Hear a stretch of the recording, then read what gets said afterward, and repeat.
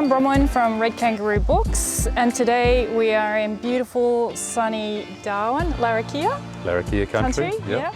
And today with us we have Thomas Mair, author of multiple books, but today we're talking about Dear Son, which is a compilation of letters from Indigenous fathers to their sons.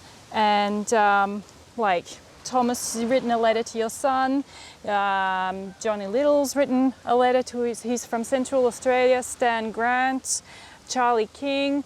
So quite a few authors and well-known activists and Indigenous elders who've written to their children. And it's a really beautiful book. And just tell me a little bit more about it, Thomas. So really I describe it as an act of defiance in that it celebrates First Nations men and fatherhood. It's something that has been a stereotype that that we don't care for our children, that we don't love our children. And we know that from in my generation, what we were taught in school, that our forefathers were savages or unintelligent.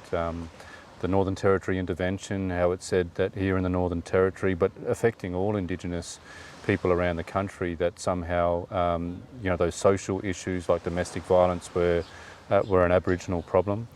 And the media, the stereotypes in media, like the Bill Leak cartoon back in 2015. This book defies all that and shows how much we love and care for our children and the things that we should be proud of. And it's really beautiful and heartfelt and so honest and raw, but sad and loving, and it's got a bit of everything in it. And how long did it take you to pull everything together, and how did you go about it? What was the initial idea? Where did that come from? Well, I met Tara June Winch, the award-winning Wiradjuri author of The Yield. Yeah.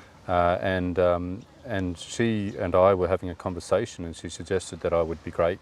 I'm a father of 5 children across a couple of generations. The eldest is 25 and the youngest is 9 now. And so she suggested I could write a book about fatherhood. I didn't think I could, with all my flaws as a father and all those sorts of things. But I think that, that is one of the reasons why it was important to write about, to be vulnerable, to be honest about those things, to show other men that that's okay.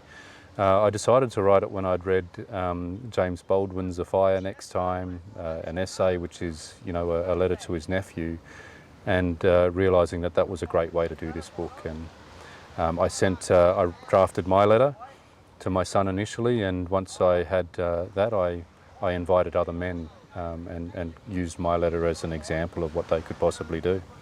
Well, I think it's a wonderful book, and everybody should read it because there's so much in it to absorb and think about and learn. And yeah, I think it's a great book for Father's Day, for your dad, even for your family. And parenting is a lifetime journey, really. We all start off without a manual. Yeah. We don't know what we're doing. Yeah. But as we get older and mature as parents, I think we really learn how to parent our children. Yeah, it's not right just way. for men, this book, yeah. It's for everybody. Yeah. Really, because a lot of the men write about their mothers and and their sisters. And it covers so much, and it's really a celebration. It is a great celebration. So thank you for taking the time to talk to me about your book. And this really important book is available at Red Kangaroo Books. The link to purchase this book is below this video in the comments. So thank you for taking the time to watch this video, and thank you for taking the time to talk to me. Thank you, Bronwyn. Thanks for your Thomas. support.